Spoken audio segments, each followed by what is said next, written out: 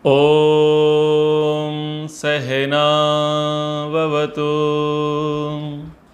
सहनौ भुनक्तु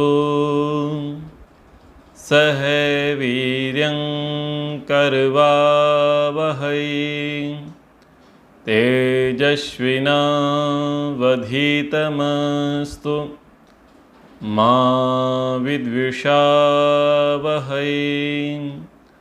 ओम शांति शांति शांति। उपनिषदों का अध्ययन चल रहा है। ईस केन कठ प्रश्न मुंडक उपनिषद पढ़ने के बाद अभी 15 मई 2025 में हम मांडुक्य उपनिषद पढ़ रहे हैं। आज से आरंभ करेंगे। पिछली कक्षा में जो महाभारत की थी उसमें मैंने आपके लिए कुछ होमवर्क दिया था, गृह कार्य, कि आप व्याज निंदा अलंकार और व्याज स्तुति अलंकार को पढ़ करके आवें। आशा करता हूं कि आप लोग पढ़ करके आए होंगे, परंतु मैं संक्षेपता बता देता हूं। व्याज निंदा जो अलंकार है उसका प्रस्तुतिकरण इस प्रकार से रहता है कि लगे स्तुति जैसी, पर यथार्थ में क्या हो, निंदा। नाक कान बिनु भगनी तुम्हारी, क्षमा कीन तुम धर्म विचारी। तो ये जो वचन क्या है, ये निंदा अलंकार है, व्याज निंदा अलंकार है। लेकिन लग कैसा रहा है, वाह मेरी बड़ी प्रशंसा की जा रही है, अरे वाह तुम तो ग्राम सिंह हो। ये वाक्य क्या है, व्याज निंदा अलंकार है। उसको क्या लग रहा है कि मुझे गांव का शेर कहा जा रहा है, जबकि गांव का शेर का मतलब कुत्ता होता है। ग्राम सिंह का अर्थ क्या होता है, कुत्ता होता है। तो ब्याज निंदा अलंकार है। और ब्याज स्तुति अलंकार क्या होता है कि लगता कैसा है, निंदा के जैसा, लेकिन होता क्या है, स्तुति। अरे ये बहुत खराब आदमी है, जितना भी पैसा कमाता है सब का सब दान दे देता है। समझ में आया? तो लग कैसा रहा है कि निंदा करी जा रही है, पर वस्तुतः है स्तुति के बताओ कितना बढ़िया आदमी है कि जितना भी कमाता है सबका सब दान देता है। लेकिन प्रस्तुतिकरण कैसा था, निंदा के जैसा। तो इन अलंकारों की चर्चा पिछली बार आई थी। अब हम मांडुक्य उपनिषद को पढ़ रहे हैं। तो ये जो मांडुक्य उपनिषद है ये अथर्ववेद की मांडुक्य शाखा से है। अथर्ववेद के 3 उपनिषद यहाँ पर हैं। पहले हमने प्रश्नोपनिषद को पढ़ा, फिर हमने मुंडक उपनिषद को पढ़ा, और अब हम मांडुक्य उपनिषद को पढ़ रहे हैं। ये तीनों किससे संबंधित हैं, अथर्ववेद से। अथर्ववेद में 9 शाखाएं रहीं अथर्ववेद की, जिनमें से अभी पिप्पलाद और शौनक ये 2 ही शाखाएं मिलती हैं। शेष जो 7 शाखाएं हैं वो काल कबलित हो गई हैं, नष्ट विनष्ट हो गई हैं। तो शौनक शाखा का कौन सा था, ये हमारा अभी बीता है मुंडक उपनिषद। और पिप्पलाद शाखा का कौन सा था, प्रश्नोपनिषद। क्योंकि वहाँ पर पूछने के लिए किससे जा रहे हैं, पिप्पलाद ऋषि से। और यहाँ पर किसको उपदेश दिए जा रहे हैं, शौनक ऋषि को। ठीक है। तो अब ये जो हम आज उपनिषद आरंभ कर रहे हैं ये है मांडुक्य उपनिषद। तो मांडुक्य जो है उसका जो मूल शब्द निकल के आता है वो है मंडूक। तो मंडूक शब्द का लोग अर्थ निकाल लेते हैं मेंढक। ठीक है। और मेंढक क्या करता है, मेंढक समय पर आकर के बोलता है। कब बोलता है, चौमासे में, बरसात में आकर के बोलता है ना। और उससे पहले तो मेंढक बोलता नहीं है। तो ब्राह्मणों को भी कह दिया जाता है कि भाई कुछ मेंढकों से शिक्षा लो और चतुर्मास करो। तो ये चतुर्मास आरंभ होता है, श्रावणी पर्व आरंभ होता है, और उसमें जाकर के ब्राह्मण भी मेंढक की तरह बोलना शुरू कर देते हैं। वेद मंत्र, वेद चाहे वेदोपदेश आरंभ कर देते हैं। ये हमारी परंपरा रही। तो जो वेद के अनुसार बोलता है, अवसर आने पर जो बोलता है, उसको मांडुक कहते हैं। ऐसी मान्यता है कि मंडूक नाम के कोई ऋषि रहे थे, उनके जो पुत्र हुए उनको मांडुक्य कहा गया। और वही अथर्ववेद की मांडुक्य शाखा के प्रवर्तक रहे और उसी से ये मांडुक उपनिषद है। मुंडक उपनिषद की तरह ये जो मांडुक्य उपनिषद है इसको भी लोग अद्वैत परक मानते हैं। अद्वैत परक जो विचारधारा है वो शंकराचार्य से प्रभावित लगती है, परंतु शंकराचार्य जी की ये घर की मान्यता नहीं है। शंकराचार्य जी के जो गुरु जी रहे गौड़पाद आचार्य, गोविंद आचार्य, उनकी ऐसी मान्यता थी कि अद्वैतवाद है। श्री गौड़पाद आचार्य जी की मांडुक्य उपनिषद पर कारिका है, तो उसके व्याख्यान में उस प्रकार से व्याख्यान करा गया कि अद्वैत यानी एको ब्रह्म द्वितीय नास्ति, एक ही ब्रह्म है और कोई दूसरा नहीं है। इस प्रकार की विचारधारा चल पड़ी, परंतु वेदों की मान्यता कौन सी है? त्रैतवाद परक है। तो बहुत अच्छा ये उपनिषद है। इस उपनिषद को जब आप खोलते हैं, डॉक्टर सत्यव्रत सिद्धालंकार जी की जो पुस्तक है एकादशोपनिषद, उसमें पहले ही क्या है, एक चित्र दे रखा है, एक उसका वर्गीकरण, एक सारणी बना रखी है, और सारणी को ही अगर आप पढ़ लें, एक पेज को आप पढ़ लें, तो समग्र मांडुक्य उपनिषद आपको समझ में आ जाएगा। आपको एक बड़ी बात बताता हूँ कि ना तो इसमें कांड है, ना इसमें प्रपाठक है, ना इसमें अध्याय है, ना वल्ली है, ना अनुवाक है, ना खंड है, कुछ नहीं है। इसमें सीधे सीधे 12 ही श्लोक हैं और 12 श्लोकों में ब्रह्म के 4 पादों का वर्णन किया गया है। जो आप जागृत, स्वप्न और सुषुप्ति अवस्था को सुनते हैं, मानते हैं, पढ़ते हैं, उसका आधार जो क्या है, आधारभूत ग्रंथ ये मांडुक्य उपनिषद है। इसी में जीव और ब्रह्म की जागृत, स्वप्न और सुषुप्ति अवस्थाओं का वर्णन है। तुरीय अवस्था जो मानी गई है, तुरीय अवस्था को भी यहीं से लिया गया है, उसको चतुर्थ पाद कहा गया है। तो चलिए सबसे पहले हम इसके प्रथम श्लोक को पढ़ते हैं और आरंभ किया है ईश्वर के मुख्य नाम के साथ। ओम इत्येतद् अक्षरम इदं सर्वं तस्योपि व्याख्यानं भूतं भवत भविष्यद् इति सर्वं ओंकार एव यच्च अन्यत्री कालातीतं तदपि ओंकार एव। तो यहाँ पर यह जो वचन है पहला और दूसरा, इन वचनों को अगर हम ठीक से पढ़ लें, जान लें, समझ लें, तो आगामी 10 श्लोक में जो आने वाले वचन हैं, जो अवस्थाएं, जो स्थितियों की चर्चा आएगी, वो अच्छी प्रकार से विदित हो जाएगी, ज्ञात हो जाएगी।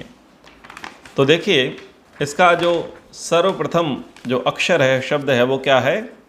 ओम इत्येद अक्षरम इदं सर्वम। तो ओम कैसा है?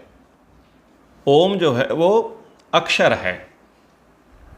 अक्षर यानी जिसका क्षर नहीं होता, जिसका विनाश नहीं होता, उसको अक्षर कहते हैं। अब ओम शब्द अक्षर कहा, और हम सत्य की खोज पुस्तक में क्या पढ़ रहे हैं? शब्द कैसा है? नित्य है या अनित्य है? ठीक है। जो हम वर्णोच्चारण शिक्षा पुस्तक पढ़ते हैं, वहाँ पर सबसे पहले वर्ण और अक्षर के विषय में बताया। अक्षरम नक्षरम विद्या दशनो 13वां सरोक्षरम वर्णम बाहु पूर्व सूत्रे किमर्थम उपदिश्यते। मनुष्य जो सर्वत्र व्याप्त, जिनका कभी नाश नहीं होता, अथवा जिनको पूर्व सूत्र में वर्ण और अक्षर कहते हैं, उसे प्रयत्न से जाने। तो यहाँ पढ़ने में कैसा लगता है? शब्द कैसा है? नित्य है। अक्षर यानी जिसका क्षर नहीं होता, विनाश नहीं होता। लोगों की क्या मान्यता है कि जो शब्द उच्चारित होता है वो इस यूनिवर्स में घूमता रहता है। उसकी फ्रीक्वेंसी थोड़ी बहुत कम हो जाती है, उसका वॉल्यूम कम हो जाता है, पर वो जो शब्द है वो इस ब्रह्मांड में, इस यूनिवर्स में घूमता रहता है। ऐसा कह कर के वो ये प्रस्तुत करने का प्रयास करते हैं कि शब्द कैसा है? नित्य है। अब दार्शनिक दृष्टिकोण क्या है? शब्द कैसा है? अनित्य है। ये प्रतिज्ञा है और हम पंचावयव से इसी को पढ़ रहे हैं। तो शब्द अनित्य क्यों है? तो हेतु है उत्पत्ति धर्म वाला होने से। क्योंकि शब्द की क्या होती है? उत्पत्ति होती है। मैं बोल रहा हूँ तो ये क्या है? इससे प्रकट हो रहा है। वो दंतस्थ है, तालव्य है, औष्ठ है, मूर्धन्य है, जो भी है, कंठस्थ है, निकल तो रहा है, यानी उसकी उत्पत्ति हो रही है। तो उत्पत्ति धर्म वाला होने से वह कैसा है? अनित्य है। और जो जो वस्तु उत्पन्न होती है वह नष्ट होती है। ठीक है। तो शब्द मूलतः क्या है? अनित्य है, नित्य नहीं है, क्योंकि वो उत्पत्ति धर्म वाला है। लेकिन यहाँ पर जिस अक्षर की चर्चा करी जा रही है वो अक्षर कैसा है? वो अक्षर नित्य है। वो शब्द कैसा है? नित्य है। तो किसके लिए कहा जा रहा है? जो ओम बोला जा रहा है वो, या जो ओम है वो? जो ओम बोला जा रहा है ये है अनित्य, और जिसे ओम कहा जा रहा है वो क्या है? नित्य। ठीक है, ऐसे समझिए। तो ओम इत्येद अक्षरम इदम सर्वम, इदम सर्वम, इदम सर्वम शब्द सुनते हैं। ईशावास्यम इदम सर्वम, ईश्वर कहाँ है? यहाँ सब जगह कौन है? ईश्वर है। अब इस ओम शब्द को समझने के लिए ऋषि दयानंद जी की शरण में चलना चाहिए। और सत्यार्थ प्रकाश के प्रथम समोल्लास के प्रथम चरण में ही वो ओम शब्द के विषय में लिखते हैं कि यह ओंकार, यहाँ पर भी ओंकार शब्द आया ना, सर्वम ओंकारम एव, सर्वम ओंकार। ओंकार को थोड़ी देर में पढ़ेंगे, समझेंगे उसको ओंकार क्या है। तो यह ओंकार शब्द परमेश्वर का सर्वोत्तम नाम है, क्योंकि इसमें जो आ उ मा तीन अक्षर मिलकर एक ओम समुदाय हुआ है। इस एक नाम से परमेश्वर के बहुत से नाम आ जाते हैं। तो इस ओम शब्द में आकार, उकार और मकार तीन माने गए हैं। आकार को यहाँ उपनिषद में जागृत अवस्था से माना गया, संबंधित। उकार को स्वप्न अवस्था से, मकार को सुषुप्ति अवस्था से माना गया। ठीक है। तो जागृत अवस्था में जो ब्रह्म का नाम दिया इस मांडुक्य उपनिषद में वो वैश्वानर कहा। स्वप्न अवस्था में जो ब्रह्म का नाम दिया गया वो तेजस नाम बताया गया, और सुषुप्ति अवस्था में ब्रह्म का नाम प्राज्ञ, प्राज्ञ कहा गया। तो इसमें ये वैश्वानर, ये तेजस, ये प्राज्ञ, ये नाम आते हैं। और ऋषि दयानंद जी ने क्या लिखा कि आकार से विराट, अग्नि और विश्वादि। ठीक है, आकार में क्या आ गया? विराट, अग्नि और विश्वादि। तो यहाँ पर वैश्वानर और विश्व ये एक है। ठीक है। दूसरा क्या कहा? उकार से हिरण्यगर्भ, वायु, तेजस आदि। उकार में हिरण्यगर्भ माना, वायु माना, तेजस माना। और यहाँ मांडुक्य उपनिषदकार ने तेजस अर्थ लिया है उकार में। और मकार से ईश्वर, आदित्य और प्राज्ञ आदि मकार में। तो प्राज्ञ शब्द यहाँ पर मांडुक्य उपनिषद में भी लिया गया है। तो इस प्रकार से हम देखें कि आकार, उकार और मकार की जो व्याख्या ऋषि दयानंद जी ने सत्यार्थ प्रकाश में की है, और जो ईश्वर के नामों का वर्णन किया है, उसका बहुत सारा आधार क्या है? मांडुक्य उपनिषद है। ठीक है। तो ईशोपनिषद में ईश्वर के मुख्य नाम को बताया, और वहाँ पर क्या कहा? ओम क्रतोस्मर, ये ईशोपनिषद में आया। ओम खम ब्रह्म, ये वाक्य भी ईशोपनिषद में आया। कठोपनिषद में क्या आया? तत्ते पदम संग्रहेण व्रिमीमि ओम इत्येतत्। तो यहाँ पर ओम शब्द आया कठोपनिषद में। प्रश्नोपनिषद में भी पुनः एतद त्रिमात्रेणेव ओमेत्येद एन एव अक्षरेण परम पुरुषम अभिध्यायति। तो यहाँ पर ओमिति ये जो वाक्य है ये प्रश्नोपनिषद में ओम के लिए आया। मुंडक उपनिषद हम पढ़ करके निवृत्त हुए हैं, वहाँ पर ओम इत्येवं ध्यायथ आत्मानम ये वाक्य आया। और मांडुक्य उपनिषद का तो आरंभ ही ओम शब्द से हुआ। ओम इत्येतद् अक्षरम इदम सर्वम। तो ओम की महिमा सभी उपनिषदों में गाई गई है, गीता में भी ओम की महिमा गाई गई है। ओम ईश्वर के मुख्य नाम है, निज नाम है, ये किसी के द्वारा धराया नहीं गया है, उसका स्वयं नाम है।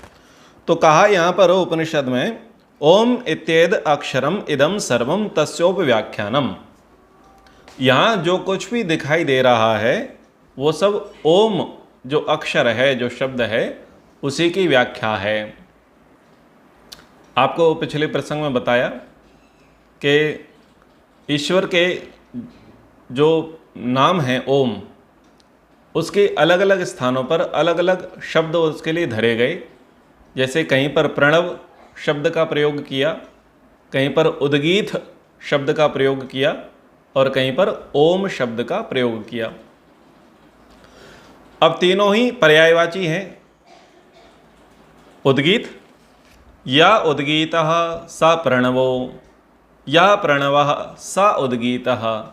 जो उद्गीत है वही प्रणव है, जो प्रणव है वही उद्गीत है। और महर्षि पतंजलि ने क्या कहा? तस्य वाचकः प्रणवः, उसका वाचक क्या है? प्रणव है। तो जिसका वाचक प्रणव है तो इसमें वाच्य वाचक संबंध है। वाच्य है ईश्वर और उसका वाचक क्या है? ओम, प्रणव, उद्गीत। तो ये जो अक्षर है जिसको हम ओम बोल रहे हैं, ये अक्षर तो अनित्य है, पर जिसका ये नाम ओम है वो नित्य है। ठीक है, इतनी बात पकड़ना है। उसका नाम आगे। अब इसमें जो ऋषि दयानंद जी ने अकार, उकार और मकार लिखे और हिरण्य गर्भ, वायु, तेजस आदि, विराट, अग्नि, विश्वादि, ये सारी चर्चाएं करी गई, अकार, उकार, मकार, तो इसका आधार कहाँ से है? तो इसका आधार जो मिलता है वो ऐत्रेय ब्राह्मण से मिलता है।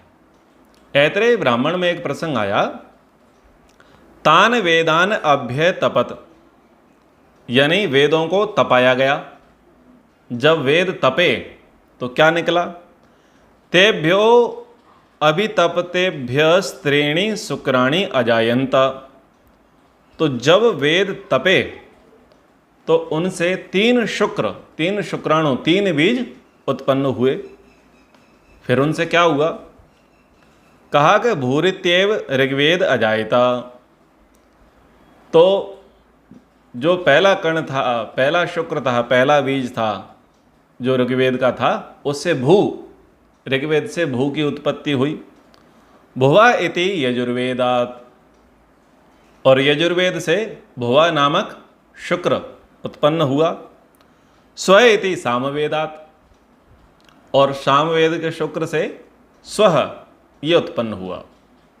वेदों को तपाया है तो उसमें तीन वेदों की चर्चा आई है। अब देखो यहाँ पर फिर कन्फ्यूजन होगा कि देखो अथर्ववेद नहीं लिया है, अथर्ववेद नहीं लिया है। तो यहाँ जो संख्या की चर्चा नहीं है, ज्ञान की दृष्टि से चर्चा करी गई है। ताने शुक्राणि अभ्यतपत, फिर उन बीजों को, उन शुक्रों को तपाया। पहले वेदों को तपाया, वेदों से शुक्र बने और फिर शुक्रों को तपाया गया है। तो उससे क्या बना? तेभ्यो अभितपतेभ्यो त्रयो वर्णा अजायन्ता। बोले जब उन तीन शुक्रों को तपाया गया तो उनसे तीन वर्ण उत्पन्न हुए। बोले कौन कौन से? अकार, उकारो, मकार इति। उससे अकार, उकार और मकार, ये तीन अक्षर, तीन वर्ण उत्पन्न हुए। तानेकदा समभरत तदोम इति। तो उन सब को जब एक किया गया, संयुक्त किया गया, तो फिर क्या अक्षर बना? बोले ओम बना। तो इस प्रकार से उसकी एक परंपरा दिखाई। अब इसका मतलब क्या हुआ? इसका मतलब यह है कि सब वेदों का सार क्या है? ओम। यानी अगर हम ये कहें कि वेदांत क्या है, तो वेदांत का मतलब हुआ वेद का सार क्या है? ओम। वहां पर वेदांत में उसे क्या कह दिया? ब्रह्म कह दिया। वेदांत सार का मतलब क्या हुआ? वेदांत, वेद का अंत, वेद का मुख्य विषय क्या है? ओम।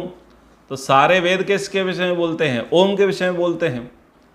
और यही बात कठोपनिषदकार ने कर दी, सर्वोपनिषदो गावो न सर्वे वेदा यद पदम आमनन्ति तपांसि सर्वाणि च यद वदन्ति यद छन्तो ब्रह्मचर्यं चरन्ति तत्ते पदम संग्रहेण व्रीमिमि ओम इत्येतत्। सारे तप जिसे पुकारते हैं, जिसकी चाहना में ब्रह्मचर्य का धारण किया जाता है, और वेद जिसका व्याख्यान करते हैं, वो कौन है? बोले ओम। तो उस ओम में ये सब कुछ, इदम सर्वम तस्योप व्याख्यानम, ये सब कुछ, इदम सर्वम, जो कुछ दिखाई दे रहा है, जो कुछ दिखाई दे रहा है उस ओम की ये सब व्याख्या मात्र है। ठीक है, बहुत गूढ़ और गंभीर चर्चाएं यहां मांडुक्य उपनिषद में आई हैं। तो क्या क्या दिखाई दे रहा है? भूतम भवद भविष्यद इति। इदम सर्वम, इदम सर्वम तो वर्तमान कालवाची है ना, पर हमसे पहले भूतकाल हो चुका है, हमसे पहले बहुत सारे लोग हो चुके, तो उनके टाइम में इदम सर्वम जो भी था, हमारे समय में इदम सर्वम जो भी है, और हमसे आगे जो भविष्य काल होगा उस समय जो इदम सर्वम होगा, यानी जो भूत, वर्तमान और भविष्यत जो कुछ था, है और होगा, बोले वो केवल और केवल ओम की व्याख्या मात्र है, व्याख्यान मात्र है, और कुछ नहीं है। इतनी गंभीर और बड़ी बात उपनिषदकार ने कही है। जो कुछ दिखाई दे रहा है, इदम सर्वम, जो कुछ हो रहा है, सब उसी की व्याख्यान मात्र है, सब उसी की कृपा मात्र है। ये जो अकार, उकार और मकार है, तो इसके मांडुक्य उपनिषद में ही सो अयम आत्मा अध्यक्षरम ओंकारो अधिमात्रम पादा मात्रा मात्राश्य पादा अकार उकार मकार इति। तो ये आत्मा किस में स्थित है? उसमें बताया गया कि ये अक्षर ब्रह्म में, यानी परमात्मा में स्थित है, परमात्मा में अधिष्ठित है। और वह अक्षर कैसा है? ओंकार है। ओंकार में सब मात्राएं हैं, और मात्राएं हैं अकार उकार मकार। तो कैसे? विश्वादि, तेजसादि और प्राज्यादि जो नाम पड़े, विश्व, तेजस और प्राज्य जो नाम पड़े, तो यहाँ पर कहा जागृत स्थानो वैश्वानरो अकारः प्रथमा मात्रा।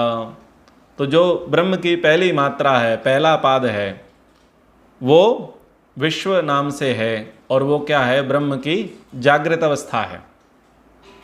तेजसादि स्वप्न स्थान तेजसः उकारो द्वितीय मात्रा।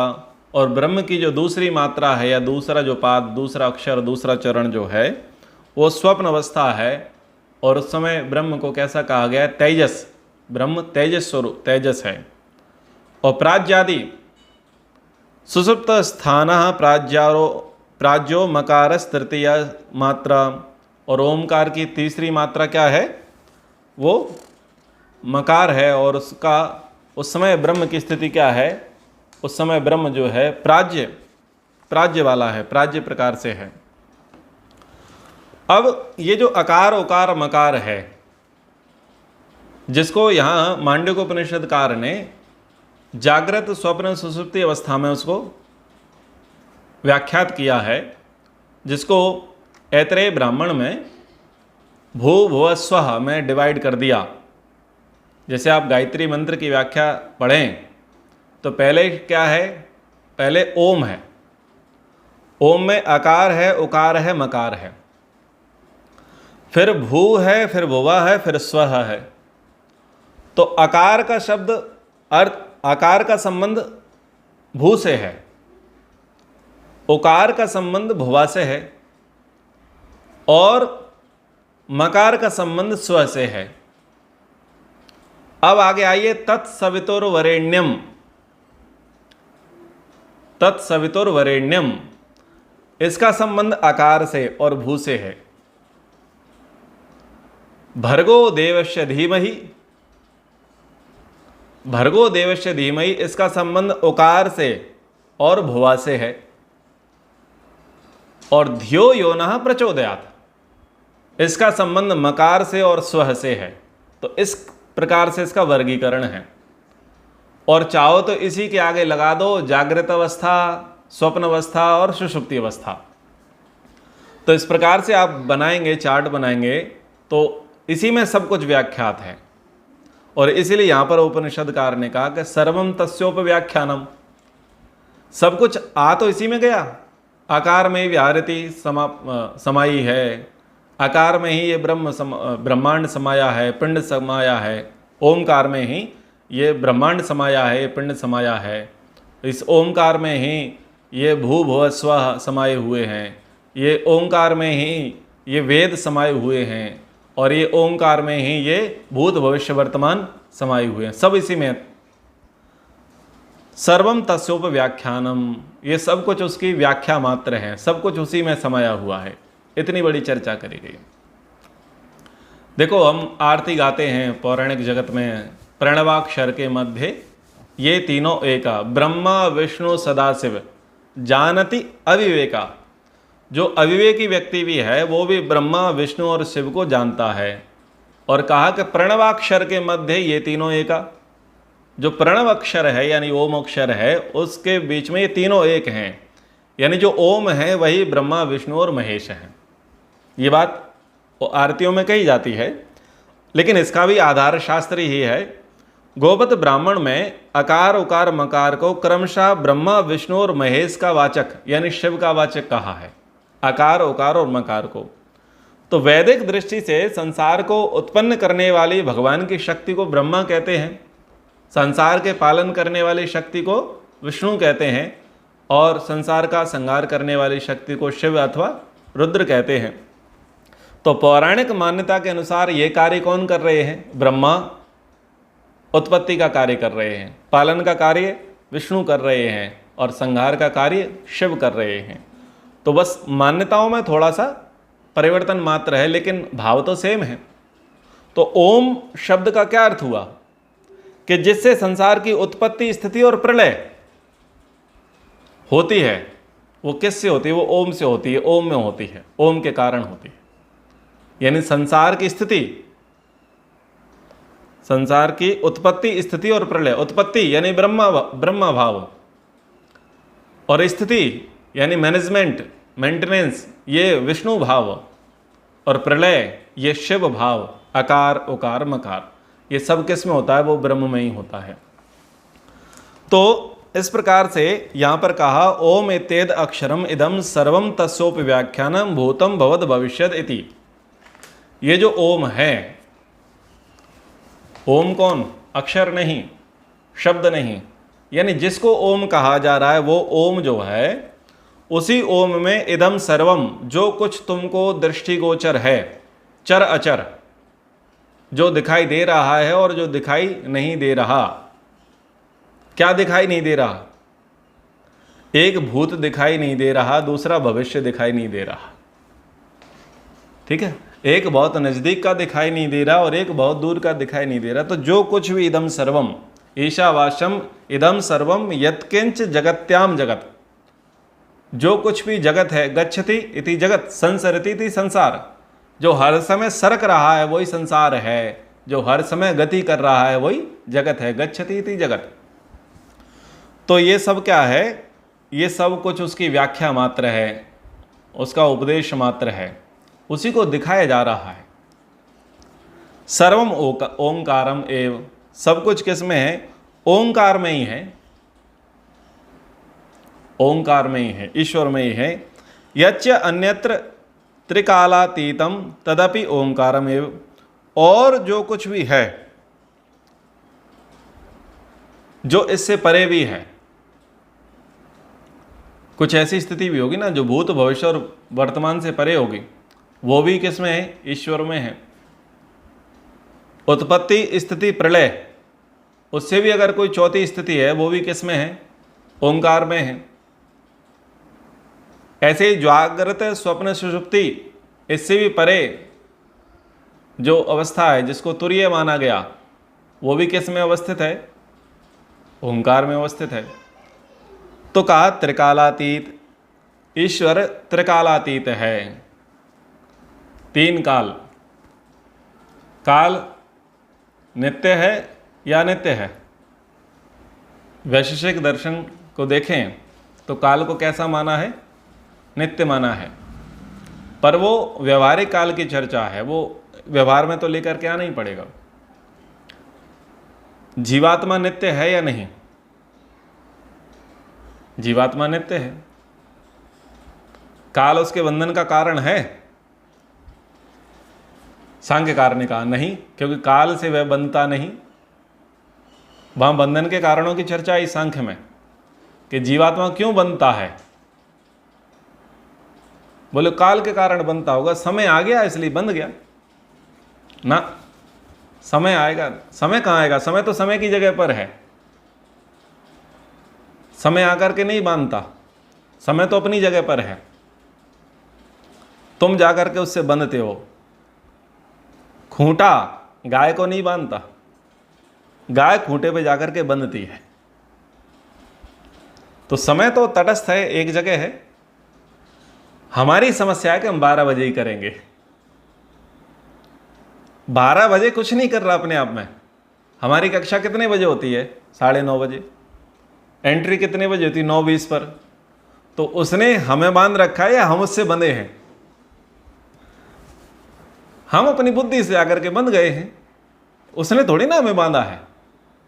तो हम जो उससे जाकर के बंधे, ये काल के कारण था या अविवेकाद? काल के कारण थोड़ी था, हम तो अपनी बुद्धि से बंधे हैं, जाकर के हमने बस मान लिया है। तो ईश्वर त्रिकालातीत है और आत्मा भी कैसा है? त्रिकालातीत, यानी नित्य है। आत्मा है तो था और होगा, क्योंकि उसके लिए कहा ना जायते ना मरियते। गीताकार ने कहा कि ना तो वह उत्पन्न होता और ना वह नष्ट होता है। और ईश्वर के लिए भी क्या कहा जाता है कि ईश्वर सर्वज्ञ है, सब कुछ जानने वाला है, त्रिकालज्ञ है। ये भी बड़ी चर्चा आती है कि ईश्वर त्रिकालदर्शी है। त्रिकालदर्शी है, तीनों कालों को देखने वाला है। तो ये जो तीन काल हैं, ये जीवात्मा की अपेक्षा से ईश्वर त्रिकालज्ञ है या ईश्वर की अपेक्षा से परमात्मा त्रिकालज्ञ है? ईश्वर तो जीवात्मा की अपेक्षा से है त्रिकालज्ञ। हमको लगता है कि वो तीनों कालों को जानने वाला है, पर उसके लिए तो सदा वरदा, सदा वर्तमान रहता है ना। वो तो पहले भी था, अब भी है और आगे भी है। उस दृष्टि से देखा जाए तो हम भी सदा वरदा हैं, बस हमें याद नहीं रहता हम पहले क्या थे। कुछ को तो वर्तमान में याद नहीं रहता कि वर्तमान में क्या है, पर भविष्य में क्या होंगे। तो अगर नित्यता की चर्चा करी जाए तो नित्यता में ये काल बंधन नहीं बनता, यानी आत्मा भी था, है और रहेगा, परमात्मा भी था, है और रहेगा। लेकिन जो त्रिकालातीत, त्रिकालदर्शी जो कहा जाता है, तीनों कालों को देखने वाला, बोले तुम्हारा भूत देख लिया, तुम्हारा वर्तमान देख लिया, तुम्हारा भविष्य देख लिया, उस दृष्टि से भगवान त्रिकालदर्शी है। लेकिन उसको भूत में जाने की जरूरत नहीं है, वो तो सदा वरदा है, उसके लिए कहा गया सदा वर्तमान है ईश्वर। तो उसकी दृष्टि से कोई भूत कोई भविष्य नहीं है, उसकी दृष्टि से सब वर्तमान है। पर चूंकि हम शरीर के बंधन में आते हैं और बंधन से छूटते हैं, जन्म जन्मांतर के चक्कर में आते हैं, पिछला भूल जाते हैं, अगला याद नहीं रखते, तो इसलिए हम ईश्वर को कह देते हैं कि भाई हमारी अपेक्षा से ईश्वर की मेमोरी पावर ज़्यादा अच्छी, वो हमारा सब अगला पिछला जानता है, सारी कुंडली उसे पता है, हमें अपनी नहीं पता। लेकिन तात्विक दृष्टि से देखा जाए तो तीनों ही त्रिकालज्ञ हैं, त्रिकालातीत हैं, यानी भूत वर्तमान और भविष्य में तीनों ही रहने वाले हैं। तदपि ओंकारम एव, तो वह भी ओंकार का ही प्रसार मात्र है। जो काल है, जो समय है, भूत भविष्य वर्तमान, ये जो अलग अलग व्यवस्थाएं आपको देखने को मिल रही हैं, ये क्या है? ये ईश्वर का प्रसार मात्र है, ईश्वर का प्रचार मात्र है, ईश्वर की व्याख्या मात्र है। जागृत अवस्था क्या है? ईश्वर का व्याख्यान। स्वप्न अवस्था क्या है? बोले ईश्वर का व्याख्यान। सुसुप्ति अवस्था क्या है? बोले ईश्वर का व्याख्यान। सर्वम इदम ब्रह्म, सब कुछ ब्रह्म में ही है, सब कुछ उसी से ही है। इस प्रकार से सर्वम हेतद ब्रह्मये आत्मा ब्रह्म सो एम आत्मा चतुष्पादः। तो यह संपूर्ण विश्व ब्रह्मांड ब्रह्म है, अर्थात ब्रह्म का विस्तार है। इसी प्रकार हम सब का यह पिंड भी ब्रह्म है, अर्थात जैसे ब्रह्मांड में ब्रह्म का विस्तार विश्व है, वैसे ब्रह्म की भांति पिंड में जीव का विस्तार शरीर है। आत्मा के अर्थात ब्रह्मांड में ब्रह्म तथा पिंड में जीवात्मा के 4 पाद हैं, और इन दोनों की अनुभूति के 4 स्थान हैं, 4 जगह हैं इन्हें, जहाँ इन्हें पाया जा सकता है। ये जो 4 पाद 4 स्थान जो कहे जा रहे हैं वो जागृत, स्वप्न, सुषुप्ति और तुरीय अवस्था को कह रहे हैं। तो हम भी रह रहे हैं और जीवात्मा भी रह रहा, हम भी रह रहे हैं और परमात्मा भी रह रहा है। हम यानी जीवात्मा, हम कहाँ रह रहे हैं? हम पिंड में रह रहे हैं, और परमात्मा कहाँ रह रहा है? ब्रह्मांड में रह रहा है। जैसे हम पिंड की चीज़ों का भोग कर रहे हैं, उनको साधन बना करके अपना विस्तार कर रहे हैं, व्याख्या में लगे हैं, वैसे ही परमात्मा भी उसी प्रकार से व्याख्यान में लगा हुआ है, वो अपना विस्तार को कर रहा है। तो उन चीज़ों को जो पाद हैं, स्थान हैं, जागृत, स्वप्न, सुषुप्ति अवस्थाएं हैं, उनको हम आगे समझेंगे। अगर ये पहला ये जो वचन है ये अच्छे प्रकार से समझ में आ गया तो आगे के जो वचन हैं उनको समझने में ज़्यादा देर नहीं लगेगी। तो अब समय के अनुसार कक्षा को विराम करते हैं। 1 बार ओम का उच्चारण। ओ